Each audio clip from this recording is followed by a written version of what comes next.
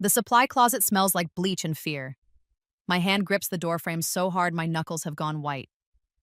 Through the crack in the door, I watch my son walk down the hospital corridor. He's laughing, actually laughing. His phone pressed to his ear, his expensive suit perfectly pressed, his stride confident and strong. No, baby, the meeting went perfect, Darnell says, his voice carrying clear across the hallway. Robertson signed everything. We're looking at a $2 million commission. My legs buckle. I grab the metal shelf beside me to keep from hitting the floor. There's no blood on him, no bandages, no IV pole trailing behind him, no wheelchair, no nurse supporting his weight, nothing. Hi, viewers, kindly tell us where you're watching from and what time it is. The hospital called me 90 minutes ago.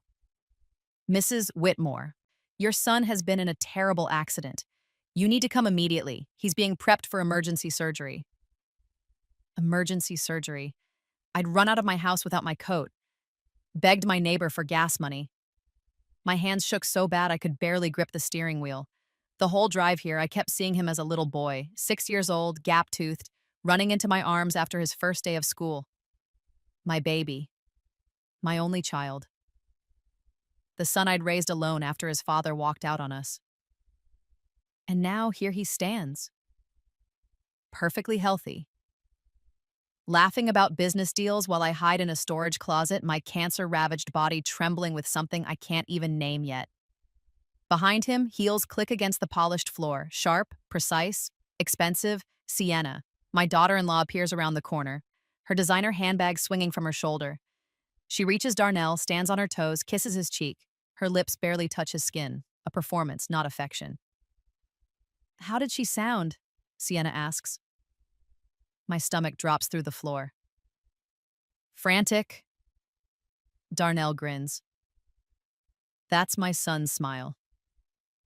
I'd know it anywhere. I'd kissed those cheeks 1,000 times, wiped away his tears, celebrated every victory. Hook, line, and sinker. Sienna's laugh is soft, satisfied. Perfect. Give it another hour, then call her back. Tell her there were complications. That you didn't make it. The world tilts sideways.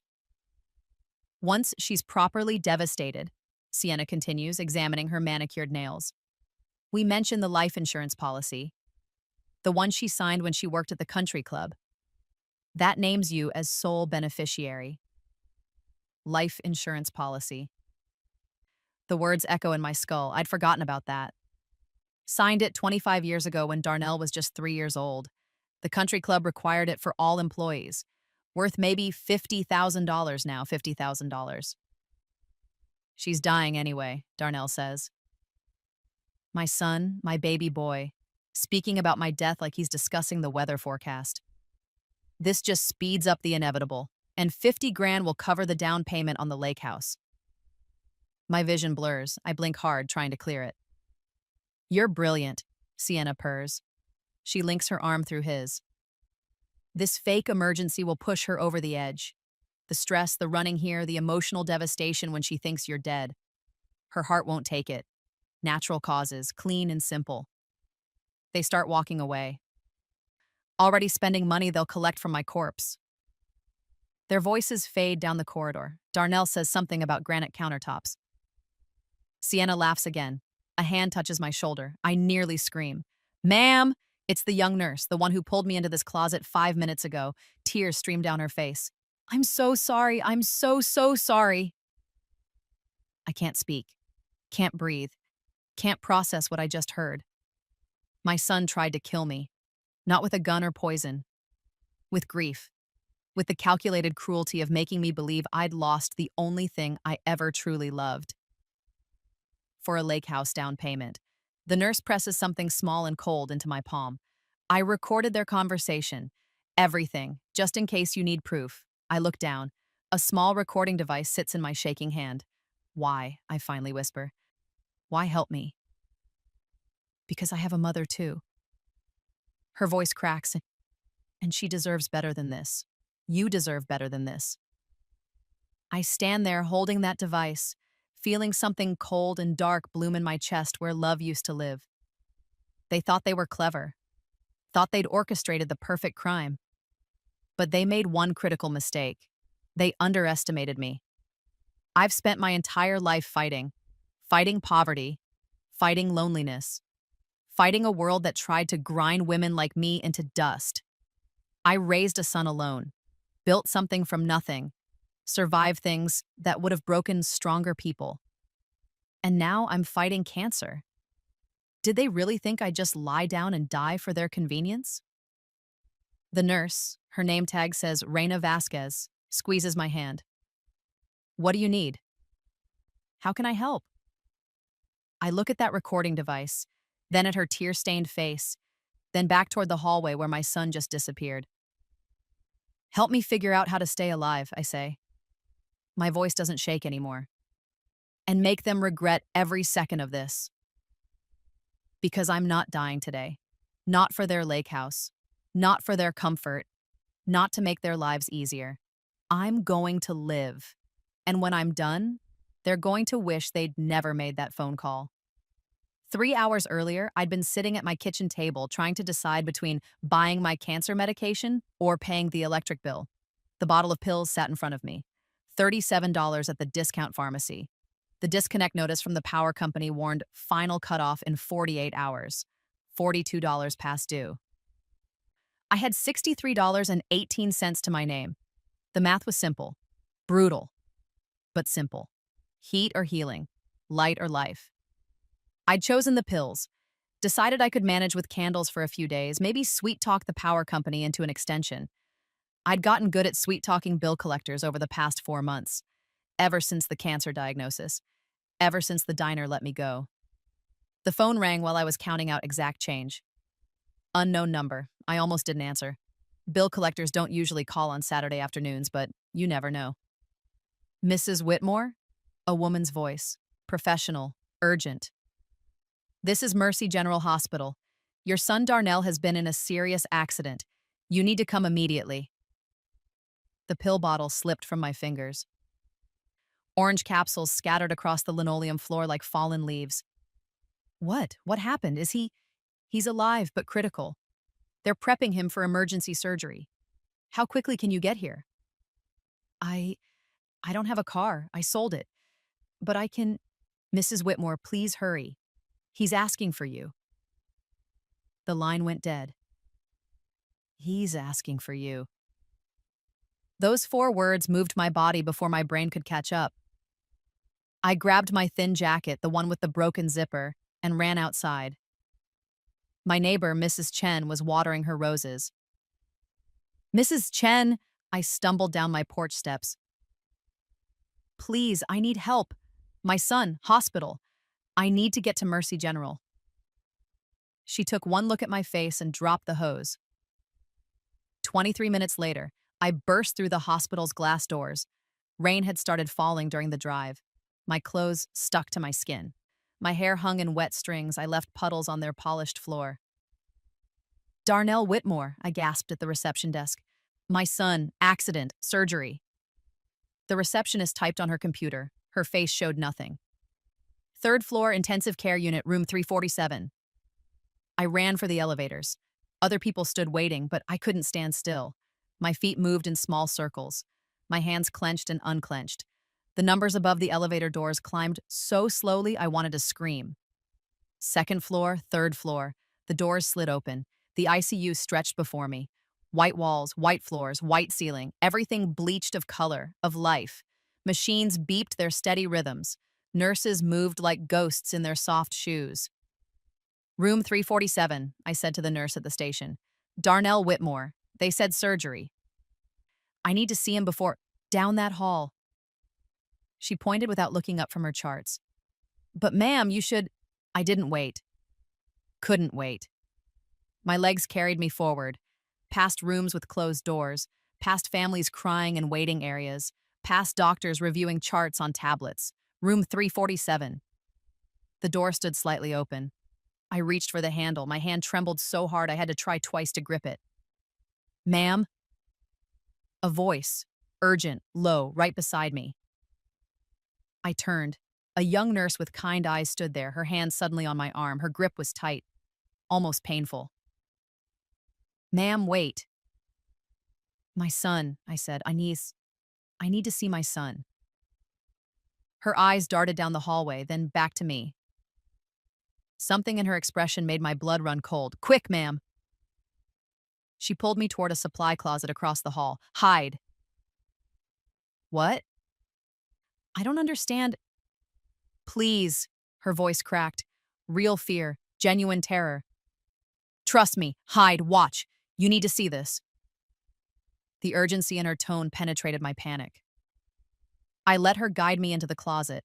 She positioned me behind the door, leaving it open just a crack. Just enough to see room 347. 10 minutes, she whispered. "Wait 10 minutes. You'll understand everything." Then she was gone, hurrying back down the hallway like our conversation never happened. I stood in that dark closet. The smell of bleach burned my nose. Clean linens pressed against my back. My heart hammered so hard I thought it might burst through my ribs. 5 minutes passed. 7. My legs ached. Every instinct screamed at me to burst into that room to hold my injured son, but something in that nurse's eyes kept me frozen. So I waited, and that's when the door to room 347 opened, and I watched my perfectly healthy son walk out, laughing about a $2 million commission, while my whole world shattered into pieces I'd never be able to put back together. I met Darnell's father at the county fair when I was 19 years old. Jackson Whitmore had a smile that could light up the dark and promises that sounded like poetry. We got married 6 months later. I wore a white dress from the discount rack and carried daisies from my mother's garden. Darnell was born 11 months after that. 7 pounds, 3 ounces, 10 tiny fingers, 10 tiny toes, eyes that looked up at me like I was his whole universe. For 6 years, we were a family. Jackson worked construction. I cleaned houses. We lived in a small rental with a leaky roof and a yard full of dandelions. But we were happy, or I thought we were. Then Jackson met someone else, a woman from his job site, someone younger, prettier, without stretch marks or exhaustion. He left on a Tuesday morning, took his clothes and his toolbox, and never looked back. Darnell cried for his daddy every night for 3 months. I got a second job, then a third, mornings cleaning houses, afternoons at the diner, weekends at the country club, polishing silver and scrubbing toilets for people who wouldn't make eye contact with me. I wore the same 3 dresses for 5 years, rotated them carefully so the fraying wouldn't show. My shoes had holes in the soles. I stuffed them with cardboard and kept walking. But Darnell had new shoes every fall, hot meals every night, his own bedroom with a desk for homework. I checked his assignments, attended every parent-teacher conference, sat in the front row at his school plays, even when my shift at the diner started in 30 minutes. "Your mama loves you," I told him every single night as I tucked him in. "You're going to do amazing things. You're going to have a better life than this." And he believed me. God, he believed me. Darnell studied. He worked. He dreamed. While other kids played video games, he stayed up late with library books. While other teenagers got in trouble, he joined the science club, the math team, the debate society. His senior year, the acceptance letter came. Full scholarship to State University, pre-med program. I held that letter and cried so hard I couldn't see the words anymore. My baby, my boy, going to college, going to become a doctor. "We did it, Ma," he said, hugging me tight. "We actually did it." We, not I, we. That word meant everything. Medical school was harder. The scholarship covered tuition, but not books, not housing, not food. I picked up more shifts, worked 70, 80 hours a week. My back hurt all the time. My hands got rough and cracked from chemicals. But every time I wanted to collapse, I pictured Darnell in his white coat. Dr. Darnell Whitmore. My son, the doctor. Graduation day, I sat in that auditorium wearing a dress I'd bought special from the thrift store. Still the nicest thing I owned. I watched my son walk across that stage, accept his diploma, shake the dean's hand. He found me in the crowd afterward, pushed through hundreds of people to reach me, hugged me so tight I could barely breathe. "Thank you, Ma," he whispered in my ear, "for everything, for all of it. I couldn't have done this without you." "I'm so proud of you, baby," I said. So proud. That was the happiest day of my life. 3 months later, he met Sienna Blackwell at a hospital fundraiser. She was there with her father, Richard Blackwell, who owned half the commercial real estate downtown.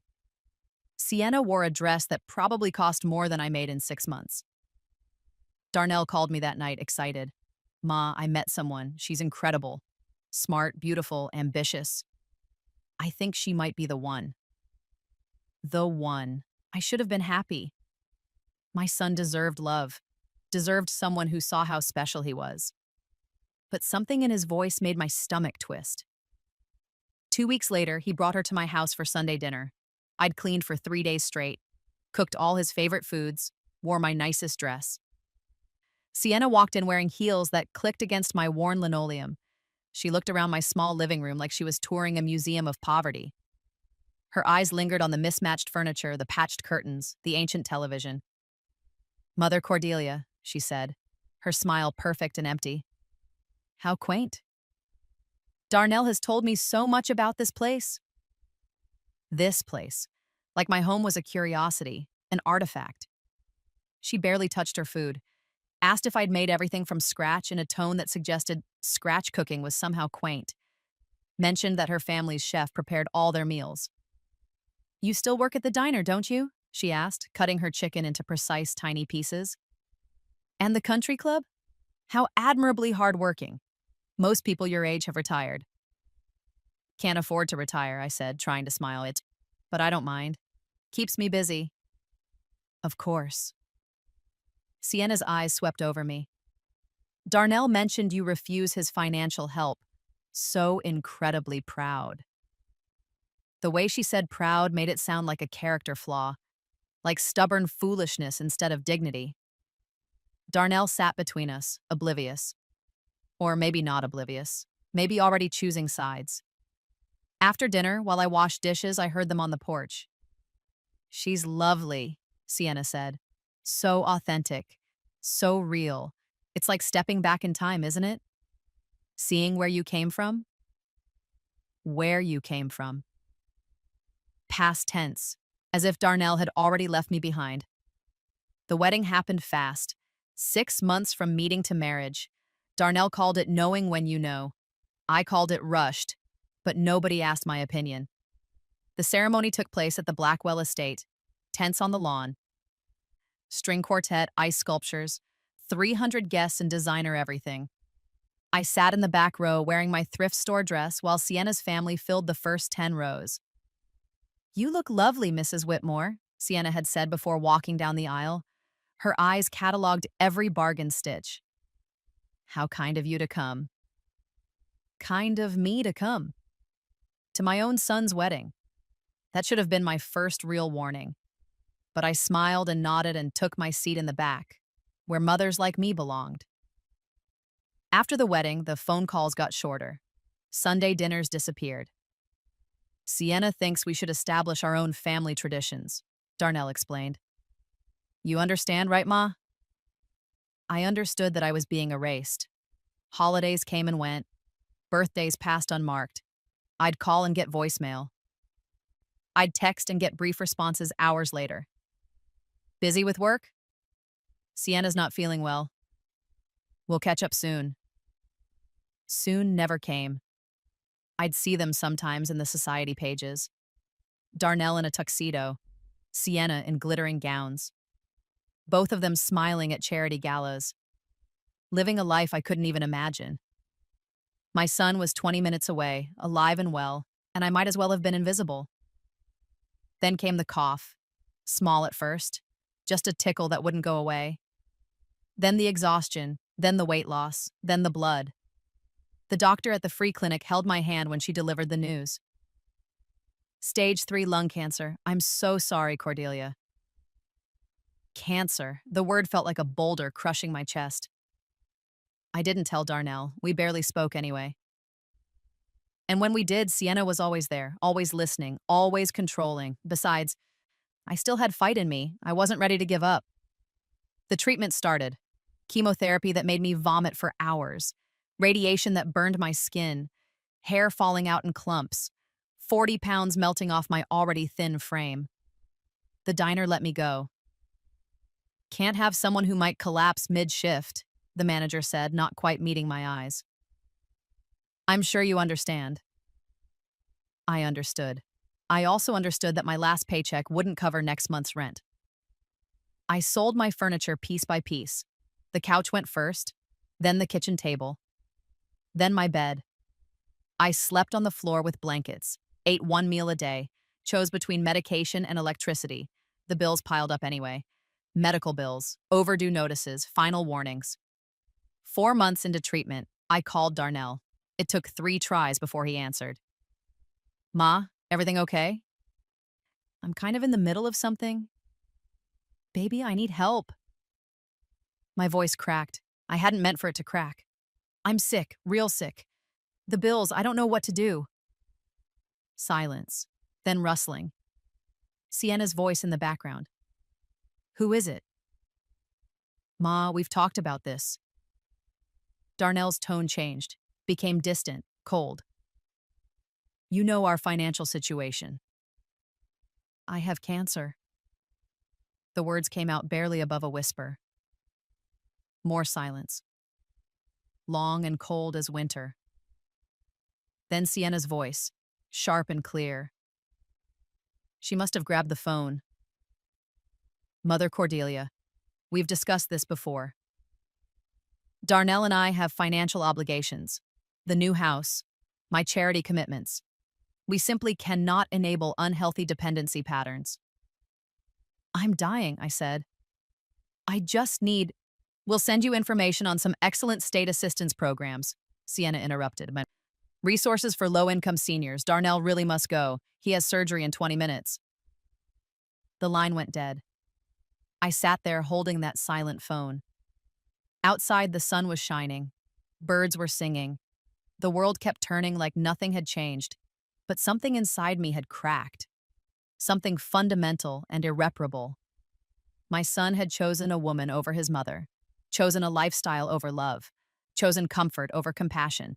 And I was alone, truly, completely alone. I put the phone down carefully, looked around my nearly empty house, at the peeling wallpaper, at the water stain on the ceiling, at the boxes of belongings I'd have to sell next. Then I cried, not gentle tears, not quiet sadness, but the kind of crying that comes from somewhere deep and primal. The kind that shakes your whole body, and the kind that feels like it might tear you apart. I cried for the baby boy who'd needed me, for the teenager who'd hugged me tight after graduation, for the man who'd whispered "thank you for everything" in my ear. I cried for all the versions of my son who'd died the moment he'd chosen Sienna. And when I was done crying, I made a decision. If I was going to die, it would be on my terms, not begging, not broken, not reduced to nothing. I'd face this cancer with whatever dignity I had left. 4 months later, that phone call came. The hospital, the accident, the surgery, and despite everything, despite the rejection, the abandonment, the casual cruelty, I'd run to him. Because that's what mothers do. That's what love does, even when it's not returned, even when it's weaponized, even when it kills you. I'm still in the supply closet when Raina comes back. She slips inside and closes the door most of the way. Her face is pale. They're gone, she whispers. Left the hospital 10 minutes ago. Tell me everything, I say. My voice sounds strange, flat, like all the emotion has been burned out of it. How did you know? Raina sinks against the wall, her hands shake. I was at the nurses' station about 2 hours ago. They came in together, Darnell and Sienna. I heard them talking to the floor manager. What did they say? Darnell said his mother was elderly and sick, that she had a heart condition, that if she got stressed enough, it might trigger a cardiac event. Raina's eyes fill with tears again. He asked if they could use an empty room for a few hours. Said you'd been harassing them for money, that they wanted to teach you a lesson about consequences. My jaw clenches so hard my teeth hurt. The floor manager should have said no, Raina continues, should have kicked them out. But Darnell's a surgeon here. He has privileges. He made it sound like a family intervention, like tough love. So they just gave him a room. Room 347, empty, scheduled for cleaning tomorrow. They told him 2 hours maximum. Raina wipes her eyes. I didn't think much of it at first. Then I heard them planning at the desk. They thought I was in the supply room. I heard everything. What exactly did you hear? Raina pulls out her phone, opens a recording app, presses play.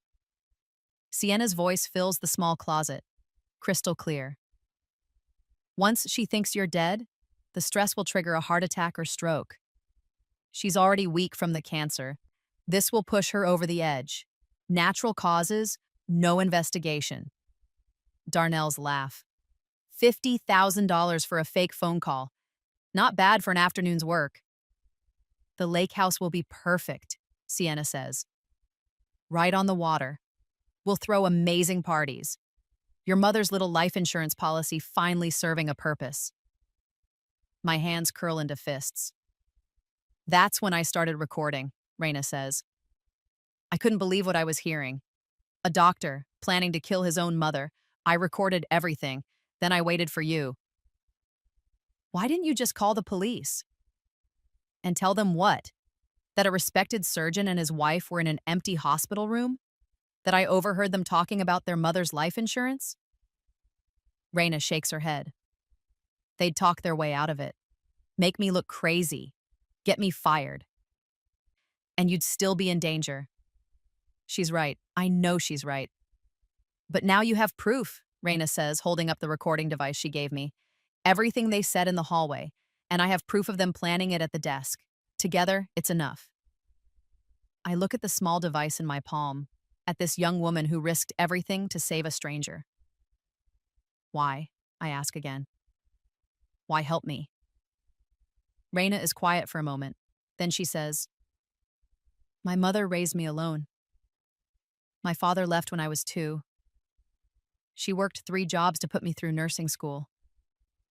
She went without so I could have. Her voice cracks. She died 6 months ago, breast cancer. I was with her at the end, holding her hand. She told me she was proud of me.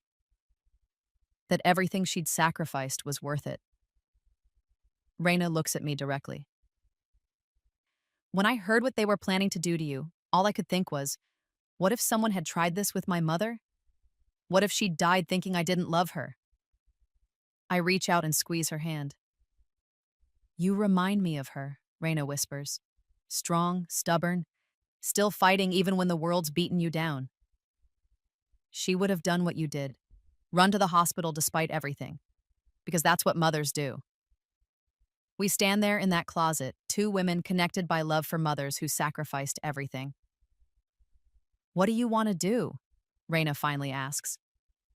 We could go to the police right now. With these recordings, no. The word comes out sharp, clear. Not yet. What do you mean? I think about Darnell walking away, already spending money from my death. I think about Sienna's cold calculation. I think about 4 months of calling for help and getting nothing but cruelty.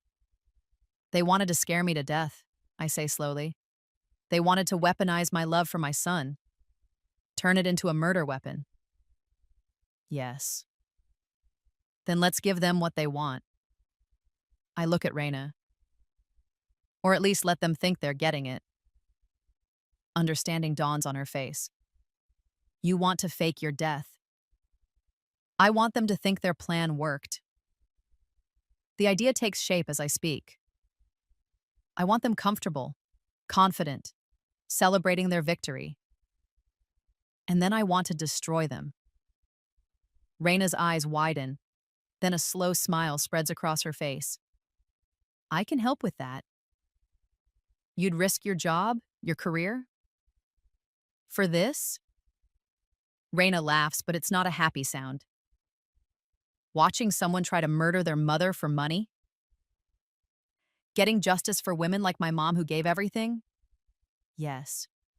I'd risk it all. I look at this young woman, this stranger who became an angel. Tell me what you need, Raina says. And for the first time in 4 months, I feel something other than despair. I feel power. Raina moves fast. Within 20 minutes, I'm in a real hospital bed in the emergency department. Different floor, different wing, far from room 347. Tell them exactly what happened, Raina instructs. The fake call, the rush to get here, the stress, the chest pain. What chest pain? the chest pain you're about to have. She hands me a small device. Heart rate monitor. I'm going to make you anxious, really anxious. Your heart rate will spike. That's real. That's documented. Everything else follows. She's thought of everything. A doctor comes in. Marcus Chen, according to his badge. He's older, kind-faced. Raina must have chosen him carefully. Mrs. Whitmore, I understand you've had quite a scare, he says gently. Can you tell me what happened? I tell him. All of it, the phone call, the accident that never happened, racing to the hospital, the empty room.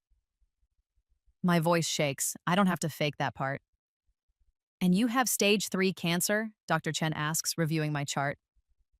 Yes, lung cancer. I'm in treatment. He nods slowly. The stress of today, combined with your compromised immune system and the physical exertion of getting here. Mrs. Whitmore, you're in real danger. Your heart rate is elevated. Your blood pressure is critical. We need to admit you for observation.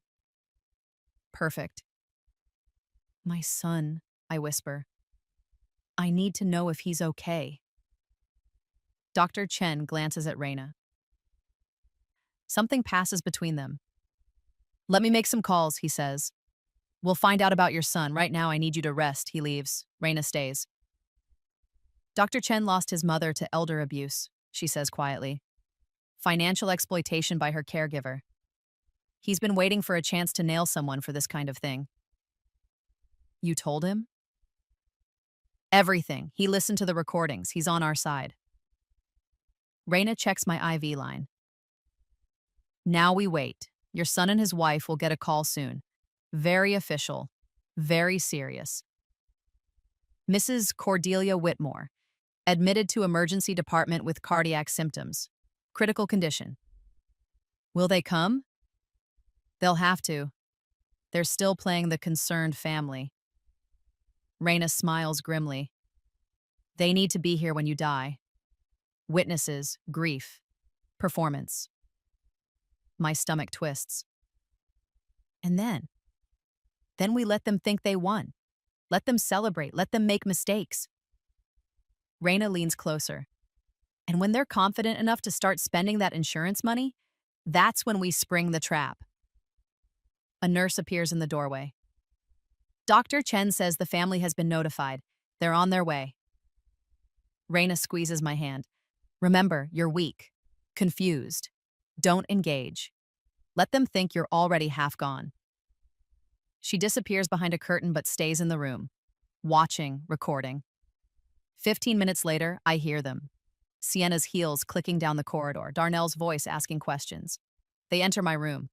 Darnell's face is arranged in concern. Sienna's hand clutches his arm. They look like a devoted couple, like a loving son and worried daughter-in-law. Ma, Darnell says, rushing to my bedside, What happened? The hospital called. They said cardiac symptoms. I look at my son, at the face I'd kissed goodnight for 18 years, at the man who'd hugged me at his graduation, at the stranger who'd tried to kill me. Darnell, I whisper. My voice comes out thin, weak. You're okay. The hospital said accident, surgery. What? Ma, no, I'm fine. I don't know what you're talking about. His confusion looks genuine. He's good at this. There was no accident. But they called. Said emergency surgery. Said to come immediately. Darnell and Sienna exchange glances. Sienna's lips press together. Mother Cordelia, perhaps in your condition, you misheard or misunderstood. No, they said, I let my voice trail off, let my eyes lose focus. Ma, you need to rest. Darnell pats my hand. The touch feels rehearsed. You've been under a lot of stress. The cancer, the treatments. Maybe you imagine, I didn't imagine it. But I say it weakly, like I'm doubting myself. Dr. Chen enters, his face is grave. Mr. Whitmore? Mrs. Whitmore? Could I speak with you outside? They follow him into the corridor. I can hear their voices through the thin curtain. Raina has positioned herself where she can record everything. Your mother's condition is critical, Dr. Chen says. The stress event she experienced today, whatever it was, has compromised her already weakened heart. Combined with her cancer, her prognosis is poor. How poor? Sienna asks. Her voice is steady, calm. Days? Maybe a week? Silence. Then Darnell asks, is she in pain? We're managing it. That's good. That's important. Another pause. Doctor, I need to ask, if my mother passes, are there any complications with the death certificate? My blood turns to ice. Complications? Dr. Chen sounds confused. Legal complications. Questions about cause of death. Dr. Chen's voice goes cold. Mr. Whitmore, are you asking me to falsify medical records? No, of course not. I just meant. Darnell stumbles over his words. My mother has a life insurance policy. I'm the beneficiary. I wanted to make sure there wouldn't be issues with the claim, natural causes versus, I don't know, anything that might complicate things. Your mother is dying of cancer and cardiac failure, Dr. Chen says flatly. Natural causes. Now, if you'll excuse me, I have other patients. He walks away, footsteps echoing. Sienna and Darnell stay in the hallway. Their voices drop to whispers, but Raina's phone picks up every word. It worked, Sienna breathes. It actually worked. She'll be dead in a week. The insurance claim will take a month to process. We can close on the lake house by spring. Sienna laughs softly. I can't believe it was this easy. $50,000 for a phone call, Darnell says. Best return on investment ever. They come back into my room, arrange their faces into sadness. Ma, we're here, Darnell says. We'll stay as long as you need. But his eyes are already distant, already calculating. They stay for exactly 17 minutes. Long enough to look dutiful. Short enough to avoid actual conversation. We'll be back tomorrow, Sienna promises. She's already backing toward the door. Get some rest, Mother Cordelia. They leave. The moment they're gone, Raina emerges from behind the curtain. Her face is white with rage. I got everything, she says. Every word. Dr. Chen returns. I've never seen anything like this. A doctor, planning his mother's murder, using medical knowledge as a weapon. What happens now, I ask. Now we document everything, Dr. Chen says. Keep you here for observation. Let them think they're winning. Meanwhile, we build an airtight case. I nod. But part of me wants to run after them, wants to scream, wants to grab my son by his expensive collar and ask him when exactly he stopped being human. Instead, I lie in this hospital bed and let them think I'm dying because the best revenge isn't hot, it's ice cold. And I'm going to make sure they feel every degree. 3 days pass. Darnell and Sienna visit every afternoon. They bring flowers. They speak in gentle voices. They ask about my comfort. And every single time, they ask the nurses about my prognosis. How much longer? Sienna asks on day 2. She phrases it carefully. We just want to prepare ourselves emotionally. The nurse, one of Raina's friends, consults my chart. Difficult to say. Could be days, could be longer. I watch Sienna's jaw tighten. She wants this over. Wants to move forward with her life. With her lake house. With her blood money. On day 3, Darnell asks Dr. Chen directly, should we be thinking about arrangements? Funeral preparations? Dr. Chen gives him a long, cold look. Your mother is still alive, Mr. Whitmore. Let's focus on that. But the question hangs in the air like poison. That night, Raina brings me new recordings. She's been monitoring their conversations in the hallway, in the parking lot, anywhere they think they're alone. Listen to this one, she says, pressing play. Sienna's voice. I found the perfect furniture for the lake house. Italian leather sectional. $12,000. We can order it once the insurance money comes through. Darnell. $12,000? That's a quarter of the whole payout. Sienna. Think of it as an investment. When we host parties there, we need everything to look perfect. Besides, it's not like your mother needs the money anymore. Laughter. They're laughing about furniture they'll buy with my death benefit. There's more, Raina says. She plays another recording. Darnell. My colleague asked how my mother was doing. I had to pretend to be devastated. It's exhausting. Sienna. Just a few more days, baby. Then we can stop pretending. Tell everyone she passed peacefully. Accept the condolences. Cash the check. I listen to my son discuss my death like it's a minor inconvenience, a performance he has to endure before collecting his prize.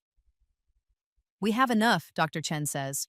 He's been meeting with lawyers, with police detectives. Conspiracy to commit murder, insurance fraud, elder abuse. They're looking at serious prison time. When do we move? I ask. Soon. We're coordinating with the district attorney's office. They want to catch them in the act of filing the insurance claim, proof of intent. I nod, but something in me is breaking. Not the clean break of sudden shock, the slow, grinding break of realizing your child, the baby you carried, the boy you raised, the man you believed in, is a monster.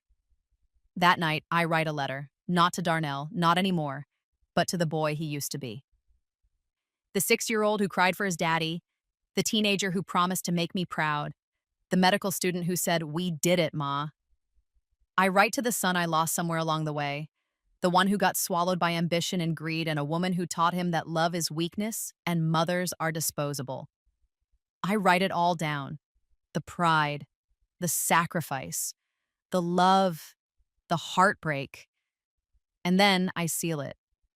Because some letters aren't meant to be sent. They're meant to be proof that once upon a time, before everything went wrong, something beautiful existed. On day 5, everything changes. Sienna comes alone. Darnell is in surgery, real surgery this time, she explains. She sits in the chair beside my bed, her designer handbag in her lap. Mother Cordelia, she says. Her voice is different, harder. I think we should talk. About what? About reality. She leans forward. You're dying. We both know it. The cancer is eating you alive. You have no money, no insurance. It's nothing. When you die, what exactly do you think happens? I don't answer. The county pays for a cremation. No funeral, no headstone. You get scattered in some municipal garden with all the other poor people nobody claims. Her eyes are cold. Is that really how you want to be remembered? Cordelia Whitmore, charity case. My hands clench under the blanket. But if you cooperate with us, if you make this easy, we'll give you a proper funeral, a nice casket, a headstone with your name, your son the doctor paying for everything, looking like the devoted child. Sienna smiles. All you have to do is stop fighting. Let go. Let nature take its course. You want me to hurry up and die. I want you to be realistic. You're in pain. You're suffering. Wouldn't it be kinder to just slip away peacefully? We'll make sure you're remembered properly. I look at this woman, this stranger who married my son and poisoned everything she touched. No, I say. No? I'm not dying for your convenience, not for your lake house, not for your Italian leather sectional, not for anything. Sienna's face hardens. You don't have a choice. The cancer is killing you anyway. Maybe, but I'm not going to make it easy for you. She stands abruptly. You're being selfish. Think about Darnell. Think about what's best for your son. I did think about Darnell for 28 years. Every single day. Every sacrifice, every choice. I thought about my son first. Always. My voice rises. And you know what I got for it? A fake hospital emergency designed to scare me to death. A son who discusses my funeral like it's a real estate transaction. A daughter-in-law who just asked me to hurry up and die so you can buy furniture. Sienna's composure cracks. You're a bitter old woman who can't accept that your son outgrew you. My son didn't outgrow me. You erased me, systematically, deliberately. You saw how much he loved me and you couldn't stand it. He loves me more. He doesn't love you, I say. He's terrified of you. I see it in his eyes every time he visits. That's not love, that's control. Sienna grabs her handbag. Enjoy your last few days, Mother Cordelia. I hope they're worth it. Because when you're gone, nobody will remember you. Nobody will care. You'll be nothing but a signature on an insurance payout. She storms out. Raina emerges from the bathroom. She'd been hiding there, recording everything. Did you get it? I ask. Every word. Raina's hands shake as she stops the recording. She just confessed, asked you to die faster, talked about the insurance money. This is over. We have them. Dr. Chen appears in the doorway. I heard shouting. What happened? We tell him. He listens to the recording. His face goes from shocked to furious. I'm calling the police. Now. This has gone far enough. Wait, I say. One more day. Let them file the insurance claim. Let them take the final step. Mrs. Whitmore, that woman just threatened you. She revealed herself, lost control. That's exactly what we needed. I look at both of them. One more day, then we end this. Chen hesitates, then nods. One more day, but I'm stationing security outside your door. Nobody gets in here without my approval. That night, I lie in the dark and think about justice, about revenge, about the difference between the two. Justice is a courtroom, evidence, verdicts, prison sentences. Revenge is watching them realize too late what they've done, watching their perfect life crumble, watching them face consequences they never saw coming. I want both. And tomorrow, I'm going to get it. Day 6. Dr. Chen does rounds early. Your son called this morning, he tells me. Asked very specific questions about your death certificate, how quickly it could be issued, what information would be included, who would sign it. What did you tell him? That medical examiners have procedures, that everything is documented, that there are no shortcuts. Dr. Chen's jaw tightens. He seemed disappointed. An hour later, Darnell arrives. He's alone. Sienna had a charity meeting, he explains. His face looks drawn, tired. For a moment, I see the boy he used to be, the one who'd crawl into my bed during thunderstorms. Then he opens his mouth. Ma, I need to talk to you about something important. What? Your life insurance policy, the one from the country club. He pulls out papers. Actual papers. I need you to sign an updated beneficiary form, just to make sure everything is current. In case something happens. I stare at those papers, at my son asking me to sign my own death warrant while I'm lying in a hospital bed he put me in. Darnell, I say slowly, do you remember when you were 7 and you got pneumonia? He blinks. What? You were so sick. Fever of 104, couldn't breathe. The clinic doctor said you needed to go to the hospital, but we didn't have insurance. The emergency room bill would have bankrupted us. Ma, I stayed up for 3 days straight. Cold compresses, steam from the shower. I slept on the floor next to your bed so I could check on you every hour. When your fever finally broke, you looked up at me and said, "Thank you for not leaving me, Mama." Darnell's face has gone pale. I would have died for you that night, I continue. I would have traded places with you in a heartbeat. No hesitation, no second thoughts. That's what mothers do. We'd walk through fire for our children. Ma, please just sign. And now you're asking me to sign paperwork so you can collect money when I die. Money you need for a lake house. My voice doesn't shake. Tell me, Darnell, when did you stop being my son? He can't look at me. It's not like that. Then what is it like? You don't understand. Sienna's family, they have expectations. Standards. The house, the lifestyle, it's all part of what? Part of forgetting where you came from? Part of pretending your mother doesn't exist until she's useful for a down payment? That's not fair. Fair. I almost laugh. You called this hospital and faked an emergency to scare me to death. You and your wife planned it like a business transaction. And you want to talk to me about fair? Darnell goes very still. What did you say? I know, baby. I know everything. His face drains of color.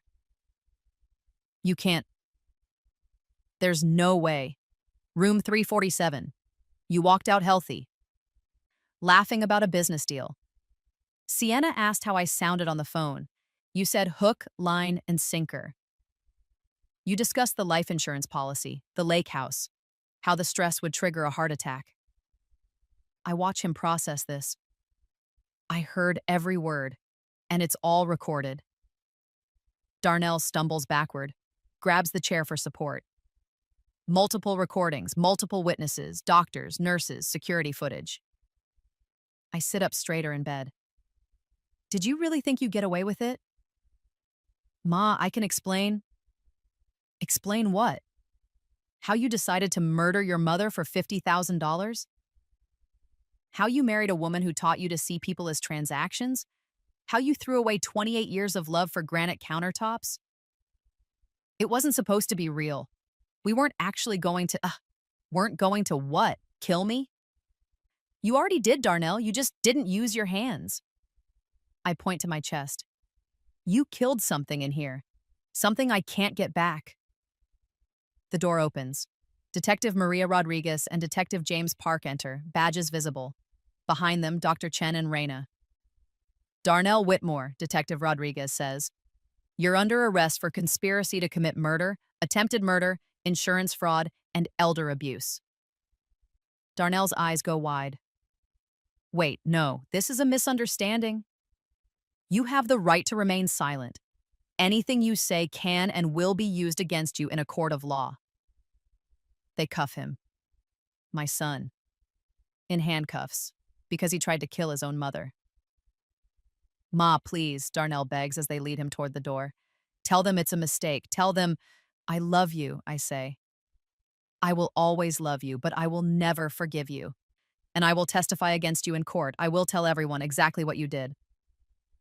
His face crumbles, not with remorse, with the realization that he's been caught. They take him away. 2 hours later, they arrest Sienna at her charity luncheon, in front of all her society friends, in front of the photographers and the social media influencers and everyone who thought she was perfect. Detective Rodriguez tells me later that Sienna screamed the whole time, insisted it was a mistake, threatened lawsuits, dropped her father's name like it was a magic spell. It didn't work. The news breaks that evening. Prominent surgeon arrested for plotting mother's murder. The story spreads like wildfire. By morning, it's national news. My phone, Reina brought me my old phone, got it working again, fills with messages, Anal. People I haven't heard from in years, people who'd forgotten I existed. All of them shocked, horrified, supportive. Too little, too late. But that's okay. Because this isn't about them. It's about truth, about justice, about showing the world that mothers aren't disposable, that love isn't weakness, that there are consequences for cruelty. I stay in the hospital for 2 more weeks, not because I'm dying. Turns out the cancer is in remission. Stress-induced immune response, the doctors say. My body fought back harder when it had something real to fight against. Ironic, right? The thing that was supposed to kill me made me stronger. When I'm finally released, Reina drives me home. My house looks smaller than I remember. Emptier, but it's mine. What happens now? Reina asks. Now I live, I say simply. I get stronger, I testify, a sign. I make sure they pay for every second of what they did. She hugs me goodbye. Call me if you need anything. Anything at all. I promise I will. Inside, the house is quiet, but not lonely anymore. Because I'm not the same woman who left here 2 weeks ago. That woman was dying, defeated, beaten down by a world that tried to tell her she didn't matter. This woman knows better. I survived cancer. I survived poverty. I survived raising a child alone. I survived betrayal by the person I loved most. And I'm still standing. That's not weakness, that's power. The trial takes 6 months to prepare. The prosecutor, a sharp woman named Alicia Morrison, meets with me weekly. We go over every detail, every recording, every piece of evidence. This is the most clear-cut case I've seen in 20 years, she tells me. They confessed multiple times, discussed the plot openly, made no attempt to hide their intentions once they thought you were dying. Will they go to prison? If there's any justice in this world? Yes. For a long time. The trial itself lasts 3 weeks. I sit in the courtroom every single day. Watch my son in his suit, sitting beside his lawyer. Watch Sienna, perfectly made up, playing the victim. The prosecution presents the recordings, all of them. The jury hears Darnell discuss my death like a real estate transaction. Hears Sienna ask me to die faster. Hears them plan and plot and celebrate. When it's my turn to testify, I walk to that stand with my head high. Mrs. Whitmore, the prosecutor says, can you describe your relationship with your son before he met the defendant? I tell them everything. The sacrifices. The love, the pride, the Sunday dinners, the way he used to hug me tight and say thank you for everything. And after he married the defendant, I describe the isolation, the rejection, the phone call where I begged for help and got nothing but cruelty. When you received the call about your son's accident, what went through your mind? That despite everything, he was still my baby. That I had to get to him. That love doesn't stop just because it's not returned. Some jury members are crying.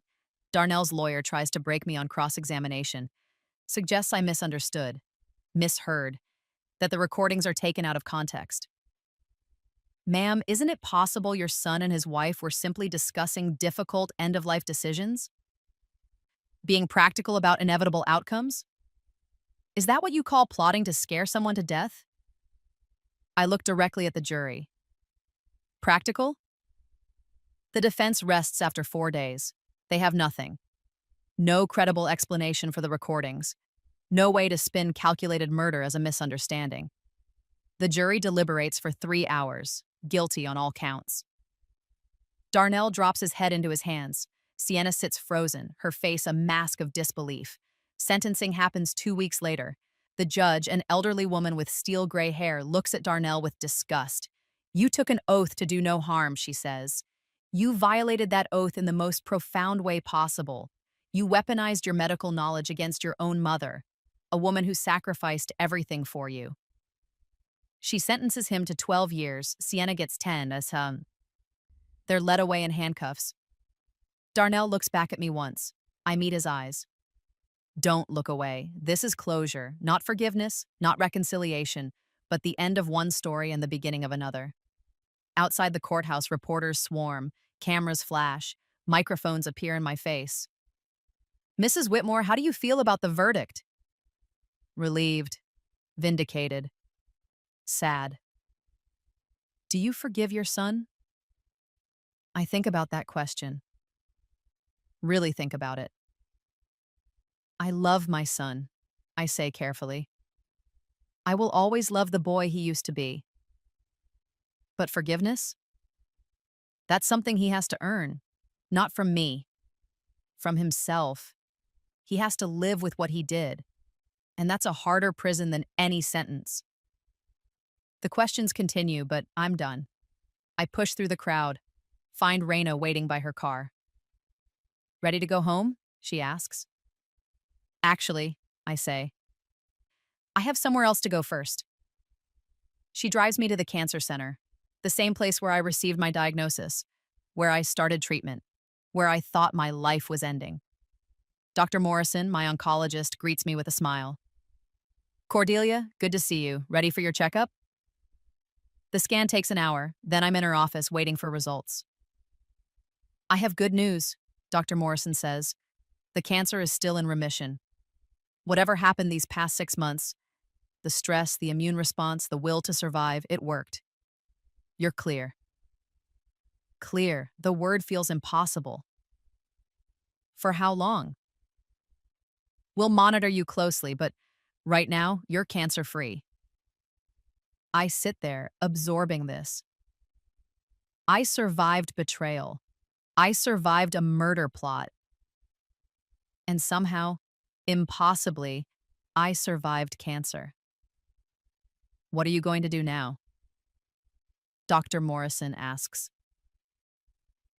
Live, I say, really live. 6 months after the trial, I'm standing in front of a classroom at the cancer center. 15 people sit in front of me, all elderly, all survivors, all dealing with family situations that make them vulnerable. My name is Cordelia Whitmore, I say, and I'm here to teach you how to protect yourselves. I spend the next hour discussing financial elder abuse, warning signs, how to protect assets, who to call, what legal protections exist. The people who hurt us aren't always strangers, I tell them. Sometimes they're the people we love most.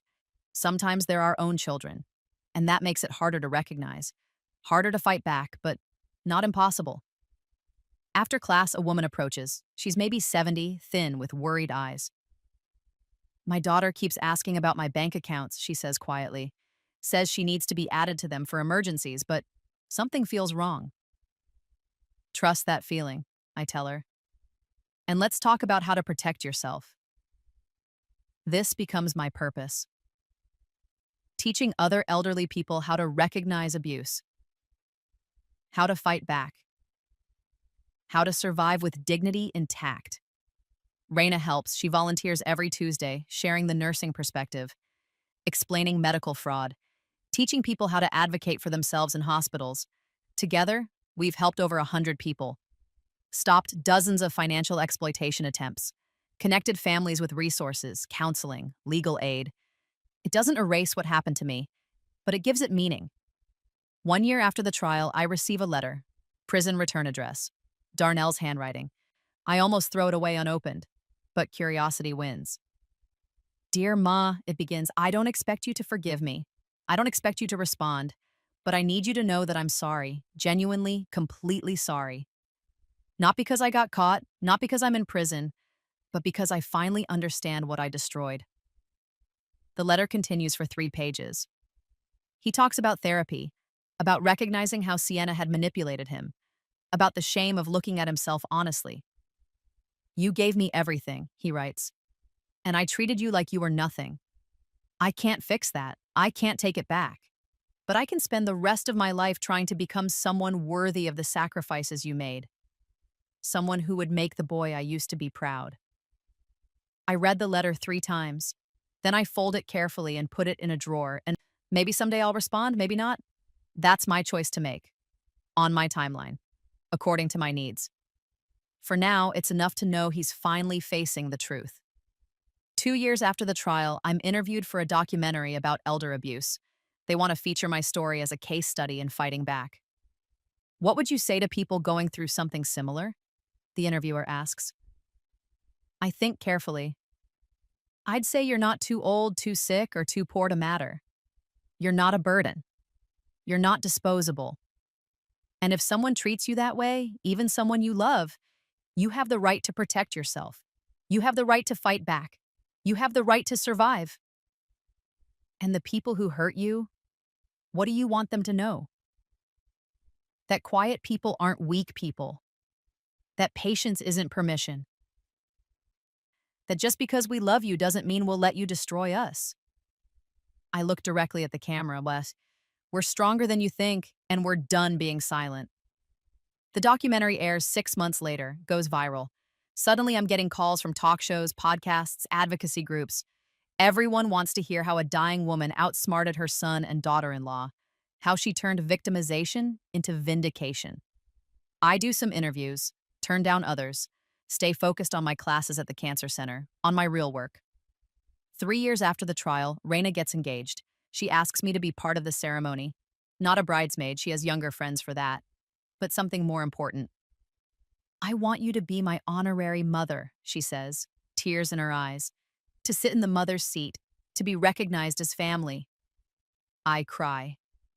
Happy tears this time. At the wedding, I wear a beautiful dress, new, not thrift store. My hair has grown back from the chemo, silver now instead of dark. I've gained back the weight I lost. I'm healthy, strong. When the officiant says, "Who supports this union?" I stand along with Raina's sister. "I do," I say. My voice carries clear through the chapel, with all my heart. Raina's mother would be proud. I'm honored to stand in that space for her, to give this incredible young woman the maternal love she deserves. 5 years after the trial, I receive another letter from Darnell.